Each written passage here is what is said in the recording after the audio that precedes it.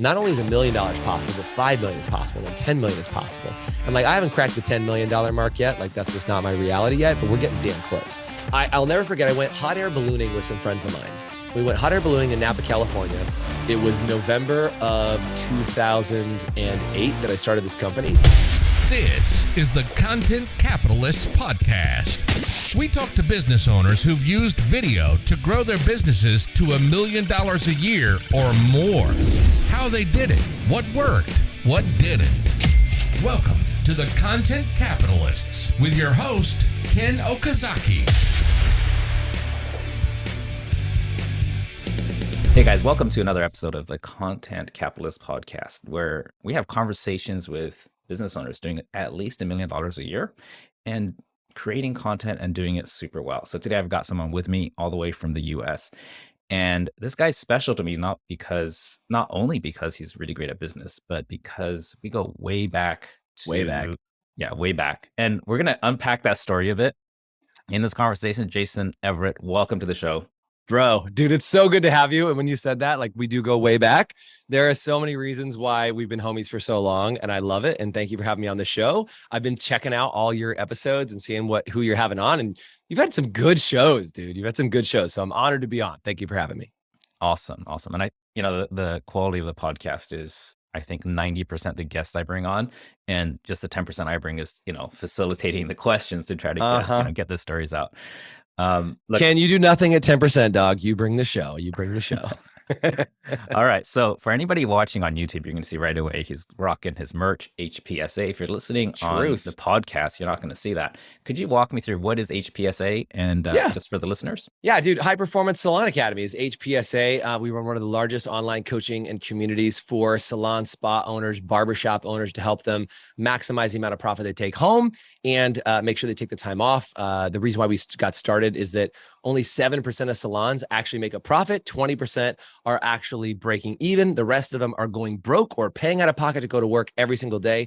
And the salon industry is sometimes seen as a second-class citizen job, right? So when people say, oh, you work in a salon, I go, oh, that's cute. Like, what does your husband do? Because they must make the money, clearly not you. And our mission is to elevate the world's perception of the salon and spa industry. And we do that by helping make more profitable, more powerful salon owners to run incredible businesses. I love how you could just roll that off your tongue. I swear you said that. You've polished that over years and years. No, it's really good. It's really good. But if I were to explain how I do things, there would be a few ums and ahs in there. I could string it together like Eminem, You just did Eminem there on the pitch. That was good. And I think if anybody is in the salon industry, you're going to want to just rewind that and replay that in 50% speed. And here's something I learned about Jason early on. I was staying at his house, and we'll unpack that story a little bit later. But I just said, you got coffee? He's just like, no, I don't drink coffee. I'm just like, wait a sec. At this pace and this level of energy, you don't drink coffee. He says, if I did drink coffee, everybody around me would be driven nuts. That's it, man. I have so much energy, I make coffee nervous, bro. That's the deal. And no coffee, no energy drinks, no nothing. In fact, I've been on a cleanse.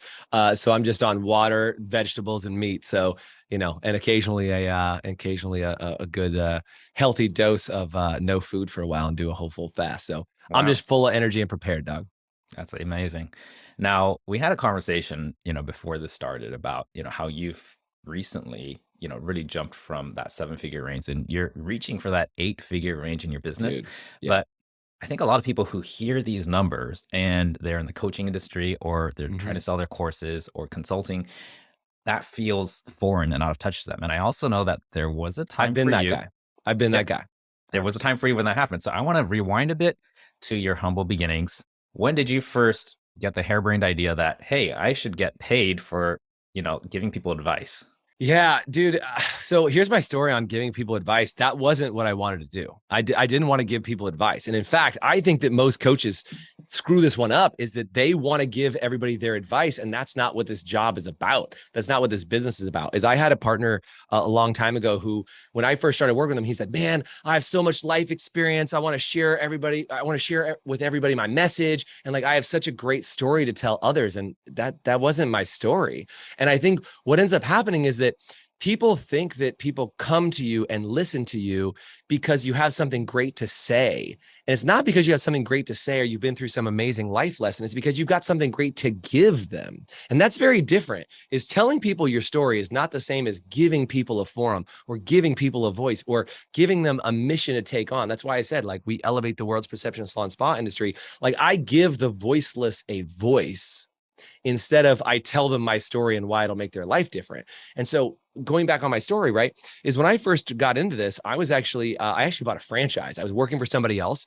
I had taken a company from $300,000 a year, 3 employees, to $1.7 million in the matter of a couple of years. And I was their employee who helped make that happen. And we went from 3 employees to 30 employees. And to be really honest, I got really scared because I'm like, I don't know what to do with 30 employees, dog. Like I have no clue what to do with that. So I took some leadership courses and some sales courses. And even though I'd been in sales for a really long time, I didn't know I didn't know how to run a business. And so I decided, instead of to just start it on my own, that harebrained idea. By the way, I caught what you said, harebrained. I got it. Actually, I didn't catch that pun when I said it. I heard it, man. Okay. So anyway, I decided to open a franchise because I was like, you know what? I know how to sell. I know how to deliver value. I know how to help grow things, but I honestly didn't really know the intricacies of running a business. And so I thought if I bought a franchise, I would do much better. And a mutual friend of ours, Blair Singer, right? Blair Singer, I got introduced to him and I said, dude, and I was taking some sales training when I was learning about how to run a team. He has some great team training. I took a course. He's like, hey, you should sell franchises for me. And I actually said, what kind of franchise? Like, oh, business coaching. I'm like, okay, that's cool. I don't really want to do business coaching, like full story. I didn't want to do business coaching or training. I didn't want to do any of that stuff. I just said, I'll help build out an entire franchise territory and I will put 45 coaches in California to run business coaching franchises. Now, long story, as short as I can make it, what ended up happening was they actually didn't have a business coaching franchise. They were just really good at getting people to like sign up for their thing. And, Blair and their team and all that stuff, like we've got a really good relationship now. But at the time, I realized that like they didn't actually know how to create business coaches. They didn't know. And in fact, when I started, I was franchisee number like 19, I think. And within like 6 months, I was one of their number 1 top producing franchises, not because I was awesome, but because nobody in their system was making money. So when I was making 20, 30 grand a month, Ken, which was like nothing, I was their top franchisee. Congratulations. Okay. And now, so I didn't I want to rewind just a little bit because you've just, you went through a lot of information real quick. I want to rewind just to the beginning because something popped up in mind. You just said like, I started this business, but when was the last time you had a paying job? When's the last time you had a boss you reported to and you got your check every month? Yeah. It was November of 2008 that I started this company. So it was probably about a month before that. So October 08. October 08. And then my last job was a company called Mobile Impact, and I ran a marketing and street team, guerrilla marketing team. So it's been however many years. So you've been kind of in that marketing 15 space years for a long time, right? Just I've trying to understand people and get them to want something. I've been in marketing and sales since I was able to show up and work in my parents' business. So I've been in that space for a long time, and I love that space. It just is always a matter of like, well, what are you selling? What are you doing? And what serves the greatest good? Okay. Now, there's another question that came to my mind as you're, going through that condensed life story up until now. Right? Now, I know. Sorry, bro. How much did it cost to get into that franchise with Blair? I borrowed $150,000 from my grandma. I called my grandma up and I pitched my grandma hard and I said, Grandma, I want to do this thing. It was going to cost me $100,000 to buy the franchise. And I thought $50,000 would give me enough of an on-ramp. This was what I thought at the time, that 6 months of on-ramp would allow me to like get back up to my income level. At the time I was making about, I don't know, I was thinking I was just shy of about $200,000 a year in my income as a salesperson before. And I thought in 6 months, I'll be able to rebuild all that income and I'll be back to it. And it took me almost 5 years to rebuild that income. Wow. If I'm really honest, it did. Okay. It kicked my butt. So now we're caught up to, you realize that the franchise thing is not working out, or, you were the top sales guy at 20 to 30K. Yeah. 20, 30 grand a month is not paying the bills, dude. I was barely covering my expenses. So, I mean, 20, 30 grand a month I mean, was that just personal income or is that just gross and you had a bunch of That's expenses? gross. I'm just saying that's gross. So like, if I had to do anything or I had team or whatever else was going on, like you're paying for software, like, dude, it's your death by 1,000 cuts as a business coach, right? You got to buy 15 softwares and pay for your travel. And like, I was doing 20 grand a month, but I had expenses because I'm flying all over the country. I'm flying in and out of cities and I have all these expenses, and like that 20 grand turned into like take home 5-6 grand a month. Like that's not cool. That's not, and I was making 200 grand. So to go from, 200 grand a year to 60 or 100 grand a year, that's a big cut. Big cut. All right. So what happened next? Well, I mean, honestly, I spent about 5 years in that franchise. It was a little under 5 years. Spent about 5 years in that franchise, and I just was like, dude, this is not doing it for me. The business model was wrong. Oh, well, I should say this. I mentioned to you that I didn't want to get in this business, right? Yeah. So the reason I was trying to sell other people into it. And then when I realized nobody would buy a franchise where nobody was making money, I said, then I'm going to have to be a business coach. I'm going to actually roll in my sleeves, get the job done, and figure this thing out. And that's how I became a business coach. Was I was like, I got to pay the bills. My wife was working full time. She was a physical therapist. My wife, Charity. Yeah. And, she was paying all the bills. And I'm like, I can't let my wife be the person who's paying for me to run a business that I borrowed $150,000 for. I have a, whatever it was, $4,000 a month payment. And that was part of why that money didn't go anywhere, paying 4 or 5 grand a month towards paying my bill down. And I had to do something different. So I became a business coach out of necessity. And I signed my very first ever coaching client.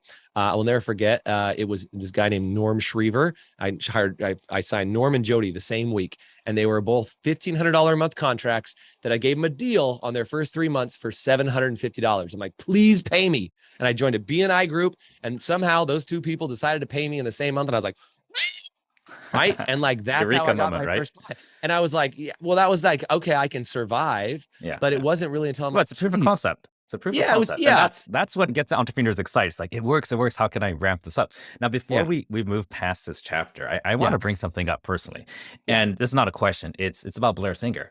Yeah. And I don't want anyone listening to feel like, he's a terrible businessman or anything. Like not at all. He's super smart. He came to my events in Japan when I used to run events. He was the favorite sales trainer speaker of my Japanese audience, even though he doesn't speak a word of Japanese. 100%. And I have so much respect for him.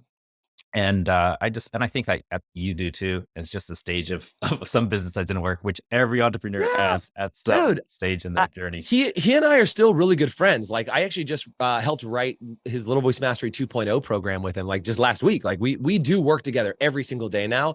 He had a bad partner that he didn't like, that didn't really work out. And like they had a system they thought was going to work and didn't work. Dude, I've had multiple businesses that didn't work out. Totally get it. I'm grateful for the opportunity because he changed me and elevated me as a speaker. And that's how we met. Was like, and his book, Sales introduced Talks, other people. Dude, so much stuff. So Blair and I are really good friends, and I hold no animosity to him. And honestly, that was the best 150 grand I ever spent, was because I had the biggest personal development learning curve of my life. Hashtag Blair Singer. Go check him out. Hell yeah. Link below. Get his book. Check him out. All right, back to the story. So we're at the stage. You got a couple people pay some money. Now, during this journey, I forgot to ask you, because this is called the content capitalist. Yeah.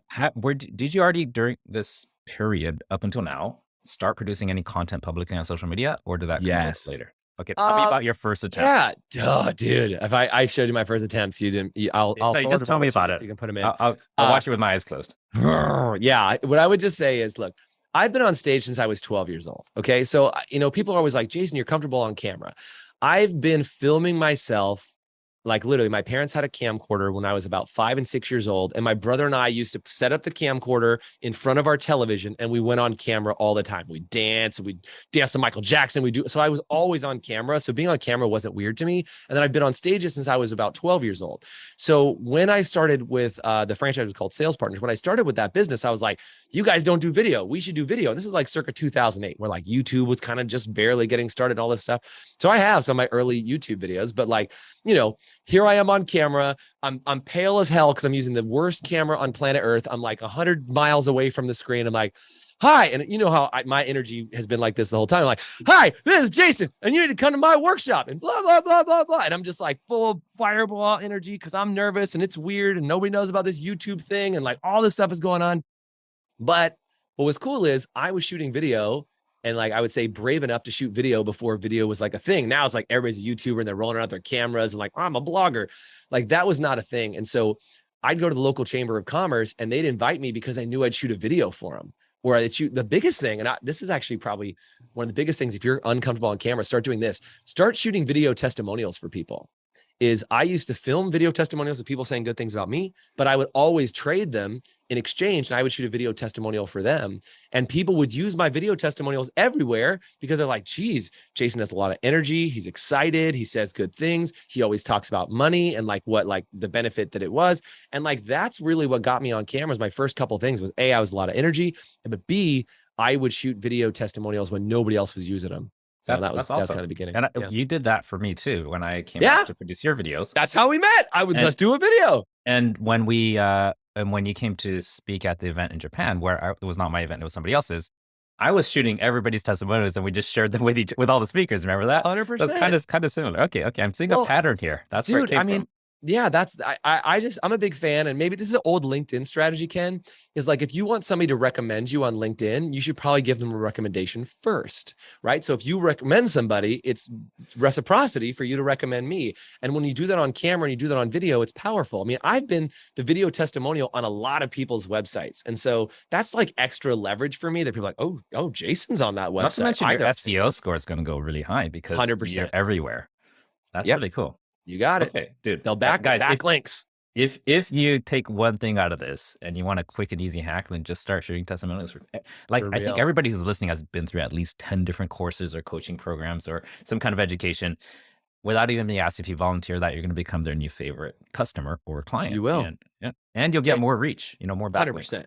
Yeah. Other people will talk about you. And it's like, whose website was on just the other day? I was on somebody else's website the other day and I saw a friend of mine's testimonial on their page and I was like, oh, there you go. And it's like, you just mentioned that about you being in my book too. Yeah. Like I'm a testimonial in your book because I will get, if I really like somebody, and by the way, don't give a BS testimonial, but like give a valid testimonial. Even if it's just like, I love Ken, he's a great dude. And I think he can help you grow your business, like whatever it was.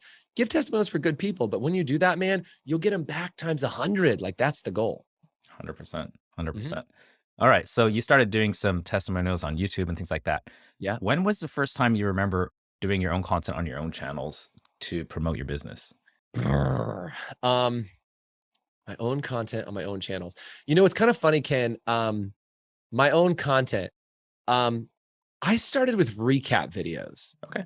And like you've seen a lot of my stuff. Like I do, we do big events. Like I do these things called high octane adventures and then these once in a lifetime adventure trips. And they come with a recap. And the reason why I'm bringing that up here is because, and guys, you should watch those. They're really badass. They're pretty cool. We're going to put some links down below. We're going to find it. If you're on the podcast, look at the show notes. If you're on YouTube, look at the description. I mean, we take people like flying stunt planes, driving tanks and crushing cars, rally car racing. I just got back last week. You just stole the thunder, but yes, it's amazing. It's all that. Yeah, no, don't worry. There's plenty of thunder left, but I just got back from doing a week-long yacht trip to the British Virgin Islands, and the recap for that's coming out soon. So anyway, the reason why I say that stuff is that I'll never forget, I went hot air ballooning with some friends of mine, and we went hot air ballooning in Napa, California, and I shot video while I was there because I just shoot video and I create content.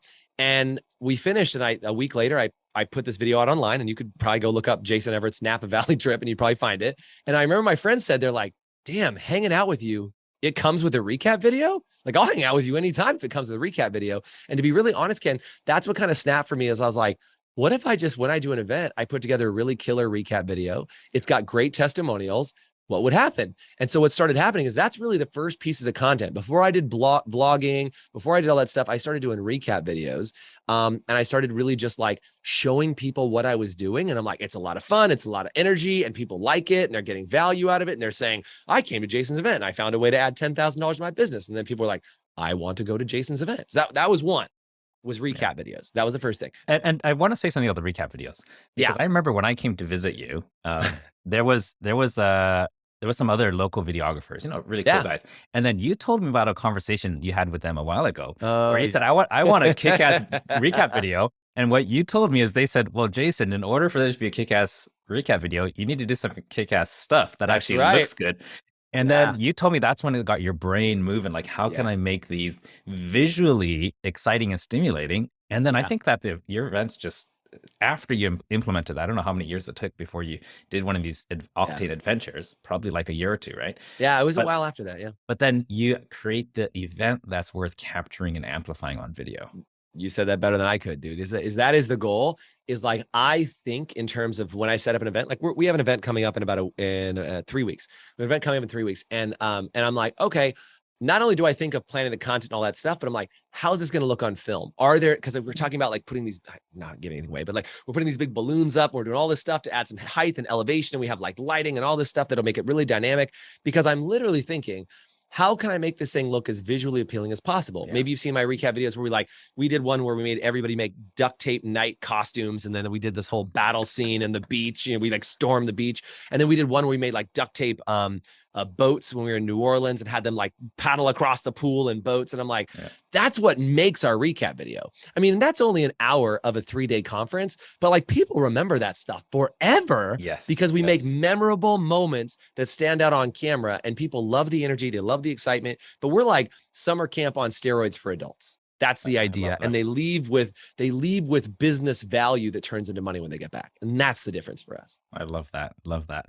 I just got back from San Diego, and this is, kind of confirming what you're saying there. I went there to launch this product, and I wasn't sure if I was going to get any sales, but in my mind, everything about this is a media event. So if nothing else, if nobody's interested, I'm going to get footage at this event, and people you get to catch the footage. Yeah. So luckily the event went better than I expected, and now I'm struggling to keep up with the fulfillment. Congrats. But going into it as a media event had everything to do with what we're going to wear. I'm actually wearing my own merch right here, if you can see right here, right?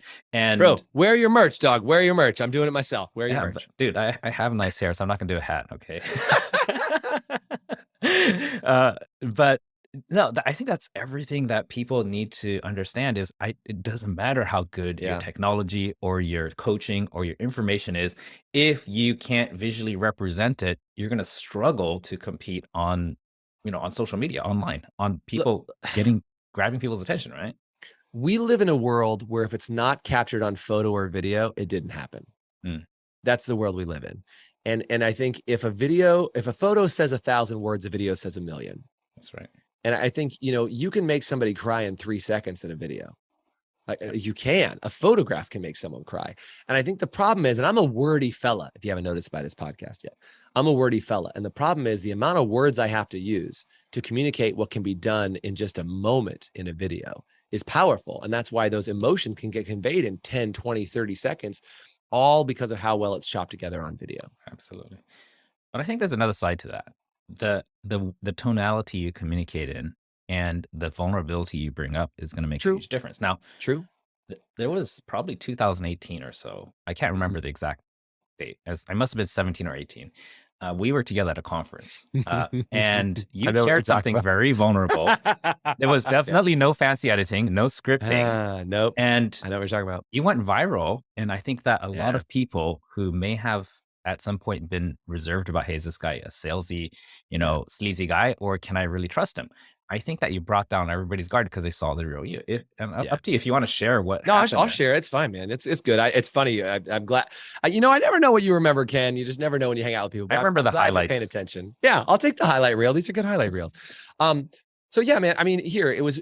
I was at a conference. We were both doing the same event, and somebody said to me, they said, "Look, Jason, you're always high energy. You're always high energy and happy and all this other stuff." And I think people always feel that's bullshit. Is they just feel that like there's no way you can be high energy all the time. I'm not high energy all the time. I go home and I do other things. Like that's not me. This is me. Like I'm on a podcast. Like this is me. I don't talk to my wife and kids like this 24/7. I have energy waves. Okay. But what they said is if you only share the good things about your life, people will never believe you. They'll see you as a phony. So what's a story you could tell that would be the polar opposite of what you normally share? And I thought, okay, I could share some dark stories. And then he said, and what's a story that you would never want to share with anybody? And he was like, that's the story. I want you to share that. And I was like, oh, shit. Because honestly, like that story up until that point, it's funny you bring this up. That story up until the point in my life, I had not really talked about that outside of a couple close friends. And the story is when I was in high school, I had dated this girl and she broke up with me. And like, her friend group was like, hey, let's let's get Jason because he's such a jerk. You know, it was that kind of high school drama. And they, you know, my eyes are a little further set apart than most people. And if you're the kid of the 80s like I am, there was a great movie out called The Goonies. And in the movie The Goonies, there's this character, the handicapped character in the movie, that his eyes are a little further set apart. And he says, "Baby Ruth," like in the thing. And by the way, most people love the movie. They always talk about that. And that's a funny catchline. But what for me happened is I had people saying like, "Oh, you're Sloth from the Goonies," as an insult. And they'd walk around behind me and they'd go, "Baby Ruth." And I'd literally get made fun of for almost 4 years walking around, and people would whisper that behind my back. And as I shared that video, like what was interesting about sharing that video, and as you can tell, I'm not tearful about it right now because that video actually released that charge for me. Like that one video was like, dude, I'm going to share a story that's going to rock me and crack me open and talk about something that like I didn't like talking about. In fact, if it's you were ugly crying all the way through. Oh, dude, I mean, I can do it without freaking out now, but like the only time somebody ever brought that up with me, I kicked him out of my car. I said, "Don't ever bring it up again." And I didn't talk about it till that video. And I was like, okay, if I'm going to do this, I'm going to go for it. I'm going to share it. So I share that whole story. And I'm crying. And of course, you know, Facebook is like, get the screenshot of a tear rolling down his face. Like that's what they picked, of course, right? And dude, the amount of outpouring support I got from people saying, "I've been bullied."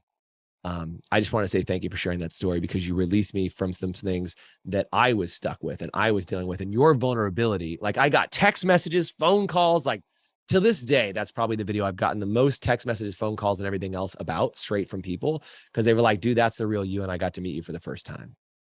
Yeah. And I was like, dang. Talk about being vulnerable. And like, it's hard. I have a hard time sharing that stuff because I am a happy-go-lucky person. I am optimistic. But when you can really share something raw and real, and even as you're listening to this, you're probably thinking of a story. You're like, damn, that's that story I'm supposed to share. Yeah, that's that story. Like that might be the connection point for people to get to know you better and have a totally different appreciation for your reality because you're willing to share something that deep. Yeah. Yeah. You know, the way you shared it, I watched it and there was no way that could have been faked. Sadly, no, dude. I mean, I was sadly, like, there are so many people trying to emulate things like that. And all these fake TikTok channels and stuff. Like if you're going to fake it, don't do it. Yeah. If it's real, then do it.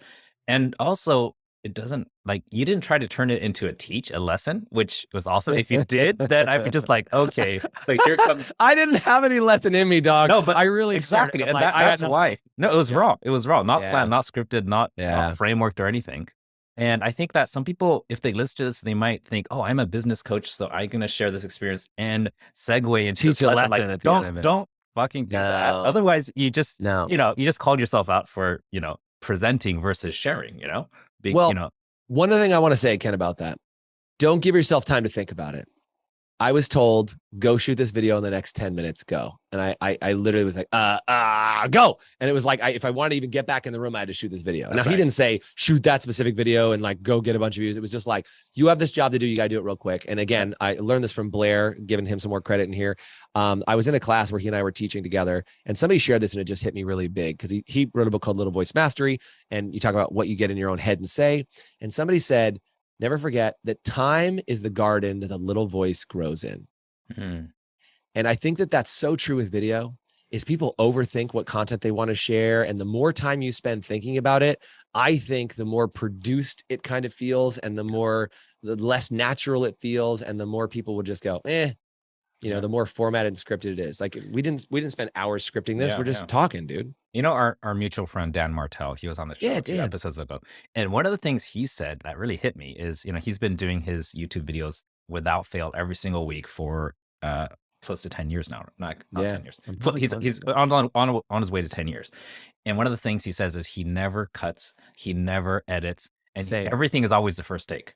Because of the fact that if he starts thinking about it, and starts getting it, the editor saying, "Hey, cut this part out. Oh, let's say that again in a bit more cleverly." What he does is he self-edits through dialogue. And so he says, if he says something, he says, "Oh, I could probably say that better. How about I say it like this?"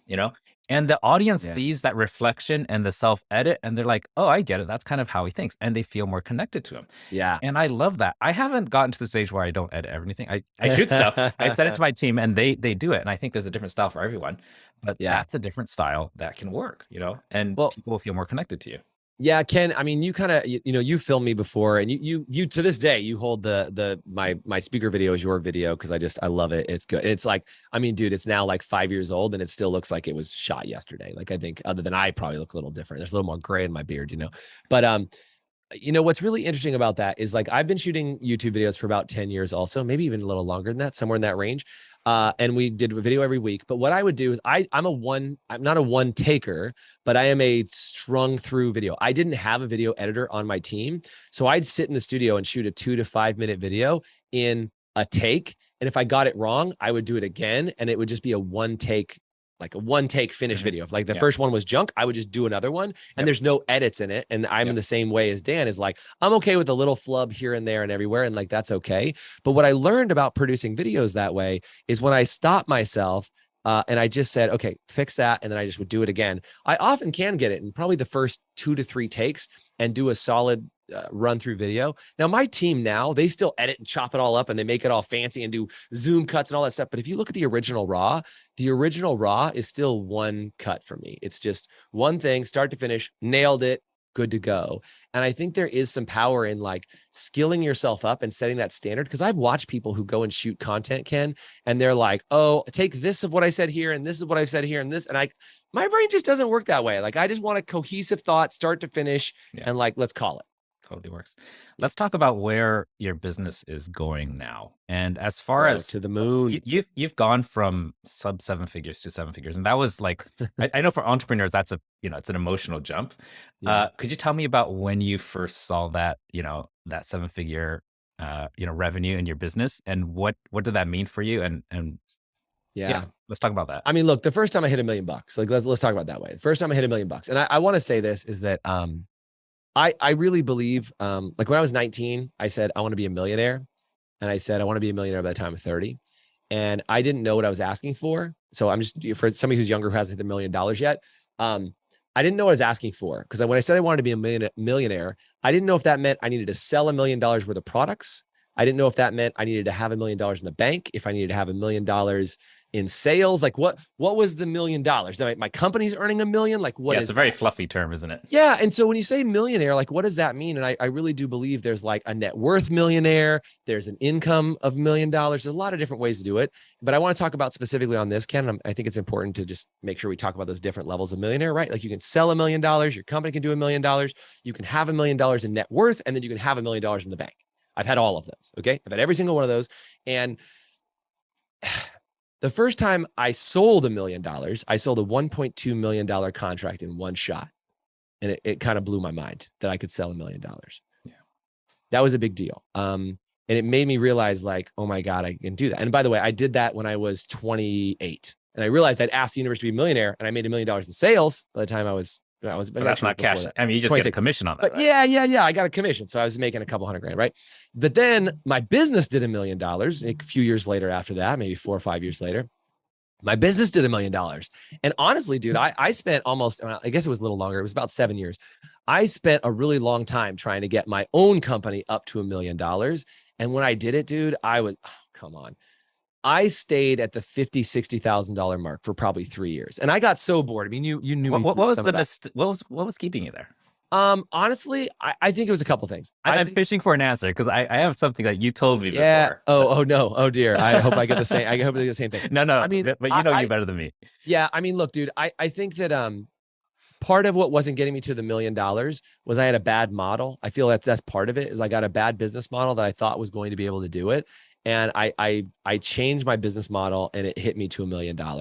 And, I thought I had to do it all on my own. Like it was just gonna be me, and I was gonna be coaching. And like, again, through our mutual connections, like I started learning about group coaching, and like, I had never saw a path because I was so burnt out. I'm doing all these coaching sessions. And again, I told you I didn't want to be a business coach, right? So I'm doing all these coaching sessions. I'm completely burnt out. And I'm like, I don't want to work any harder. Like I'm done. I'm over it. Like if I have to work harder to make $1 million, not worth it. And so I changed my business model. I brought on teams. I started doing group coaching. And within about 1.5 years, 2 years, we hit $1 million. And it was a new business model, new setup. I brought in a partner, and all of a sudden we were just off to the races. And we were at $1 million run rate. And I remember we hit our first million that year. And like, I wanted to party like a rock star. Like I was like, yeah, it's just $1 million. Like, and that was again, $1 million in revenue, not $1 million in my bank. But like, and I'll never forget, one of my guys sat down with me, actually my video guy at the time sat down with me and he goes, hey, there's 5 of us on the team and we made $1 million. So he asked me for a $200,000 salary. Because he said, well, look, that's not how business works. He goes, I make 2, you make 2, they make 2. Cool. We all make our $1 million. And I was like, dude, do you know how many expenses we have to run this $1 million company? Like, I'm not even making $200,000 at that time. Right. And so, but I will say like, that was the turning point that I remember really thinking like, this is possible. Not only is $1 million possible, but 5 million is possible. And 10 million is possible. And like, I haven't cracked the $10 million mark yet. Like, that's just not my reality yet, but we're getting damn close. And I think that the idea of that is that you have to like crack yourself open into this new reality to say, this is what's possible. And it's going to take, it's going to take a massive shift in who you are in order to get to the next level. And at every level, to your first million, to your 10th million, or to your 5th million, then to your first, third, 5th, 10th, there's these big jumps and you have to completely reinvent yourself at every stage of the game. So don't fall in love with comfort, because comfort will keep you in the same position that you are. And even if you're burnt out and worn out, it's probably time for a model change. Love it. And either who you're modeling or the business model, one of those has got to change. 100% true. 100% true. Is that what you were looking for, by the way? That's like part of it. And there was another dangerous. No, there's another part. And I think that it's probably true. I just don't remember it. What she told me is that you were trying to be like a general business coach. And when you dialed in on salon owners only and dropped all the other crap you're doing, that's when you saw tremendous growth. Dude, so I was running like 4 businesses. I had an app development company. I had an app development company, right? Cold weather clothing brand. I had a Facebook marketing company. I had a franchise company and a franchise. I was like, I was doing 100 things, 100 different ways at 100 miles an hour, and I wasn't doing anything. And like, I divided it down, got single focused, flipped the business model. And what I would say is you're spot on. I flipped the business model, but I also got hyper focused on a niche and said, this is who I'm going to serve. And I owned that market. And within about three years of being in that market, we were one of the #1 coaching firms inside the entire marketplace because we just doubled down on that industry. Could you think of any mistakes you made along the way? All of them. Yeah. Let's share one. Just like, you're one that people have probably not heard before, because I know that you do your own content and stuff, but something around content creation that you're like, I really wish I never did that. And if I could, I would take that back. Dude, it's so hard. I mean, this is going to be a cop-out answer kind of, but I really even look at any mistakes that I made, Ken, as massive opportunities for me to learn something. And I always feel like when you learn something that's I get it. I just feel like there's I don't regret. Like, that's how I want to say this. Okay. I don't Is there something you're embarrassed about? How's that? Yes, there's plenty of things I'm embarrassed about. But I'm just saying, like, I don't regret anything that I did. If I regret anything from a standpoint of like, did I not put out enough content, or did I not do enough, or, do enough, or do whatever. I don't think there's any content that I regret that I've ever put out that I can think of off the top of my head. But what I will say, as far as things that I used to do is, I used to be so critical of myself, like so critical. And I don't know how to avoid that criticism on yourself. But like, I would beat myself up. I would watch videos and I would just hate myself as I'd watch those videos. And I think, I had to go through that in order to realize that like the person that I am just needs to be captured. And somebody said this to me the other day, and it was actually about you. So I hope you get to hear this right. She said, what's the last video you put out that was just incredible? And I said, dude, my speaker video was incredible. And she said, well, I've watched your speaker video. And she said, what I think is the difference is that videographer captured your soul's essence of who you are, and you dislike when you're being reflected on camera as something other than who you are. And so I want to credit you for, first of all, capturing me really well in like the essence of who I am. But I think what I've made the mistake of doing, if I can find a mistake, is that I've hired people who didn't really believe what I was saying or what I was doing, and they made me look poor. And that's what I was experiencing when I saw it. Is they were kind of like, they were checking the box and doing the job and filming me, but they didn't really have any interest in making me look good. They just wanted to like check a box. And I think that's where, again, I'd give you the compliment is like, dude, you came to an event where, I wasn't really sure if I was going to be anything exciting or not. And dude, you made me feel like a rock star, because you were following me around. But I remember you said to me when we were walking around, you're like, bro, I've hung out with some of the, and I'll never forget what you said to me. You said, I've hung out with some of the highest level people on planet Earth, and I have never seen the amount of people come up and give you the hugs and the adoration and the compliments and all that stuff that you've done. And I was like, yeah, man, it just doesn't feel like it. And you said, don't worry, bro, you're just not there yet. It's on its way. You're doing all the right things. You're going to get there.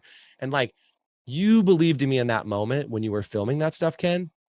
And I think sometimes as a producer of your own content, it's really easy to stop believing in yourself. It's really easy to watch something and be like, 6 people watched my live today. And like, you quit on yourself. So I would just say the biggest mistake that I made was keeping people on my team that didn't really believe in what I was doing, and they weren't capturing what they needed to capture. And that slowed me down. Got it. Is that one for you? No, I love it. I love it. Thank you so much for that. And yeah, every bit of that was true for sure. I mean, I was there when your child was born, and that was an emergency type of situation. So I felt very connected to you. We were very connected. In fact, emergency room, ambulance status for sure. Absolutely. Hey, I want to respect your time. We got like 5 minutes left. It's all good. 2 questions, and this is for the listeners. Okay. The question I get a lot is, when should I hire people to help me versus DIY everything? In your experience, at what point do you think it made sense? And if you could do it again, would you do it sooner or later? Let's talk about that. The second you can afford it. And the question is, when can you afford it? I invested in gear first because gear was cheap. Like, buy the newest iPhone. Like, make sure you have the most badass camera that's with you in your pocket at all times, and start producing your own content. That's first and foremost. I think, but I went to film school, dude. Like, I went to film school. I had a bunch of time and whatever. So it's a little bit better for me. But if you don't, like, step 2 would be surround yourself with video people, make friends with the video people in your local market, like hire people. And dude, the money I spent with you to make my speaker video was the most I ever spent on a speaker video, but it was the best investment I ever made. I have never regretted hiring a pro team to come in and do something, but I always said, how do I find that money? So if you want to put out pro content and you want to hire somebody, then sell a pro. You know how to do that. If you're an owner, if you're a content capitalist, like, you know how to sell something to have enough money to produce something. So I was like, I need a speaker video. Well, let me make a bunch of money on a speaking gig and give that all to my videographer. And dude, I literally took all the money that I made from 2 speaking gigs and handed to you. And I'm like, please come shoot this stuff. I didn't know that was all the money you made. Oh, dog. I spent all the money I made to pay for you because I had 2 gigs. And I paid all the money I made to you to come and shoot that video. And then when my wife had to go in the hospital for an emergency C-section, I couldn't go to Peru. And then I had to fly out. I'm like, shit, I have to make this work because I already spent all the money. I can't even give it back to people. I can't cancel. I can't give it back. I already spent it. You'd already booked flights, all these things that happened. And so I was all in. Right? All my money was on the line. And I'm like, I have to make this work. So I worked out with a gal in Peru.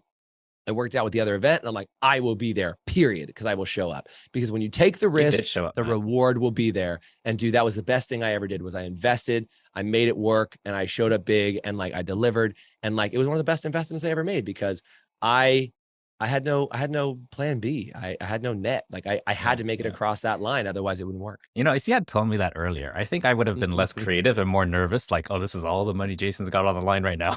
You know what, dude? But, it's a drop in the bucket today, bro. It's a drop in the bucket. And I think in terms of where we're at today is that, money invested in video, I don't regret any money that I've spent on video. And I now pay TV producers to produce content for us and all kinds of stuff. And it's it's a lot of money, but it always pays back. And I will just say, video is infinite.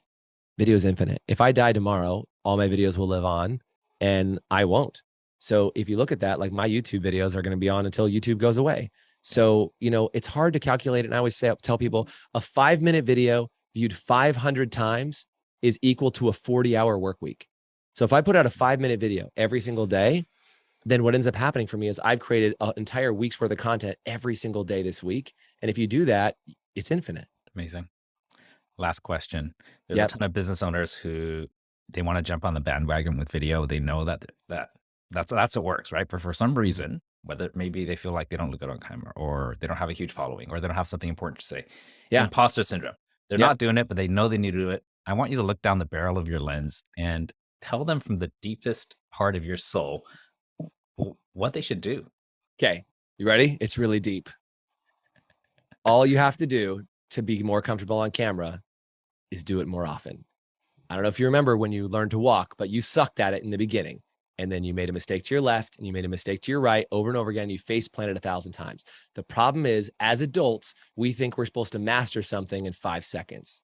You will not master video until you do it more. The only secret to success in producing video content is to do more of it. If you watch me on camera or Ken on camera and you're like, damn, they look really good. You're like, yeah, because they've shot thousands and thousands of video. You look at my phone, there are 10,000 selfie videos that I've shot on my phone. Of course I'm better at it. I've done it more than you. If you want to be good at it, do it more. I promise it'll be worth it.